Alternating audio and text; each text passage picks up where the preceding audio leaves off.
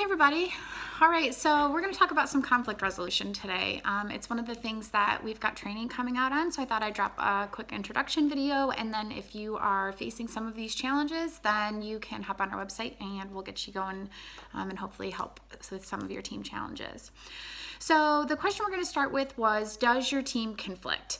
And most of the time, the answer to that is yes. Everybody's team has challenges and everybody's team conflicts. The real question is, does your team conflict well?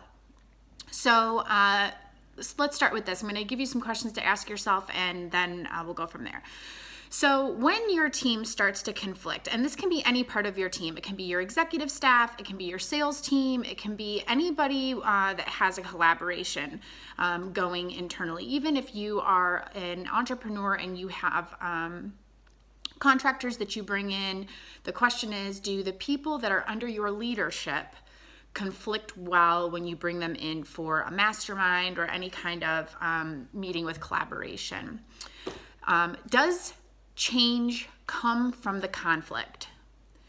So, do you actually see a result when your team starts to conflict? Can your staff freely share without fear of retribution from their peers or their management? And this is a really important one.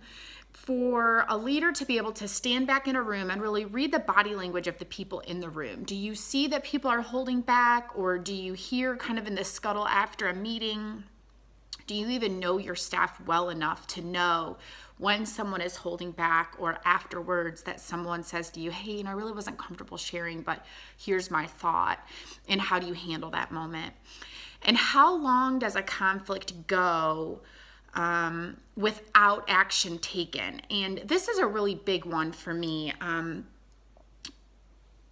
I've sat through my share of meetings where a result isn't taken, and the famous words of, well, let's table it until the next meeting come out. And that is just cringeworthy, especially for busy people, or if it's a big item. How often do you hear that, or it just goes by the wayside and it never gets addressed? So does change come from the conflict that you see amongst your team? Can your staff go without fear of retribution? And how long does it take once a conflict starts until you see final action actually being taken? So at Oxygen, we work with a ton of companies that are starving for process. They are starving for new processes. Maybe some of the processes that they've had in the past have gone stagnant or stale, or they're not getting what they were hoping for out of them. Another one that we hear of is data. They want more data. They don't feel like they have enough information to make good decisions out of for their business or where to go next. They kind of have that stuck feeling. And they feel like if they had a new process, or if they had new data, or they had accurate data, that's another big one that we hear, that they'd be able to get out of this kind of unknown feeling that they have, and they'd be able to make a change. But we've all heard this kind of garbage in, garbage out, okay? So when we work with companies that come to us and say, well, we want process. We need to figure out where we're at. We just don't know. I always like to stop and ask where they're getting their current information. And I think that if we stop and we look, for those of us who actually run a P&L, we know that our largest line item on our P&L is our people. From just their salary to their benefits to all of the actual functions of running a business, our people are our biggest cost.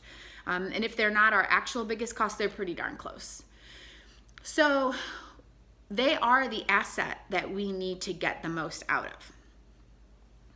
With that being said, are we actually using them to their greatest advantage? And I think that if we aren't looking at them for that resource, for that information, and we aren't allowing them to have an opportunity to conflict, it doesn't matter what kind of processes or what kind of data we're looking for. They have the information we need before we start a new process, before we extract any more data. They are the resource that we have to tap into. So if we put all those people in a room, okay, so let's just kind of picture what we're talking about here a little bit. If we put all this biggest asset that we have, if we put them all in a collaboration or a think tank environment, and as leaders, we take on a facilitator role and we try to extract this type of information from them. Yet they're uncomfortable conflicting together, or they're uncomfortable sharing some kind of information that they have about our businesses. It's not that they're not giving us what we want. They can always provide baseline information. So it's not like they're not doing what we're asking them to do. However, these people are smart. If we've hired them, most of the time, especially in a small, medium, even a larger company, we have empowered our managers. We have powered even our direct reports to hire smart people. We have vetted, we have background checked, we have checked references. We know that we have smart people that work for us. However, we're only allowing them to work to a certain potential. So if we don't put them in a think tank or a collaboration type of environment and extract more than just the minimal data from them, the part that a computer can spit out, and we don't create a conflicting environment where there is no fear of retribution, there is no fear of self-doubt or anything like that, then the information that you get back is frontline information. It's actually the information that some of these companies out there that are designed to assess your actual data, that are designed to implement processes and make you lean and give you as much process and analytics as you can possibly do. That's the information, that's the no garbage in. That's the good information in, great processes out. So I think that if you are considering looking at your business at this point, we're approaching almost the end of the first quarter. And some of us have, we can start to see our numbers. We know how things are going. Maybe we're a little frustrated. Maybe our teams are a little frustrated. Numbers are maybe not looking what they are. Or maybe you're looking at your numbers and thinking, man, we're about to blow our numbers out of the water.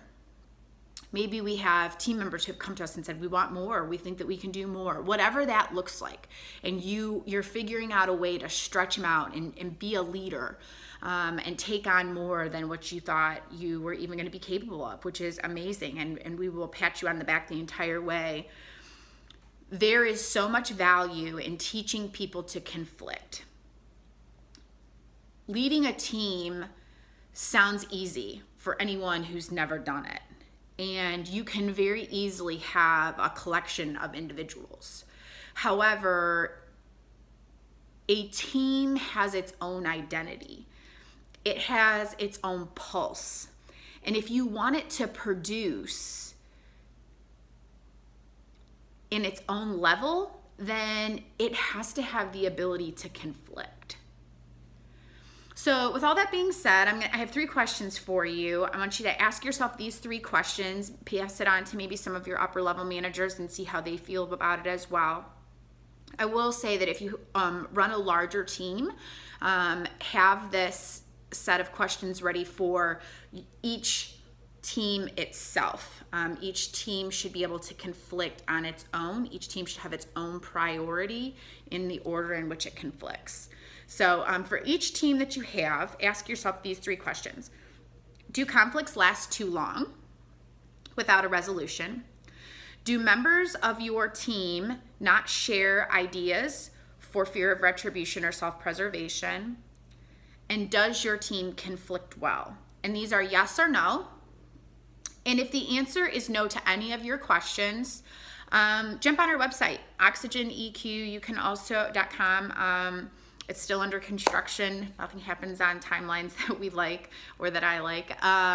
You can find us on Facebook. It's Breathe Oxygen In on Facebook. You can schedule an appointment with one of our coaches to come in and do a team assessment on either one of those locations. And we can come in and talk to you about it. Continue to watch our training videos. Those are always free. But I hope that you take some time next time you're sitting in a team meeting, and as a leader and a facilitator, if you're not sure, watch your team from a different perspective over the next couple of meetings that you have and see.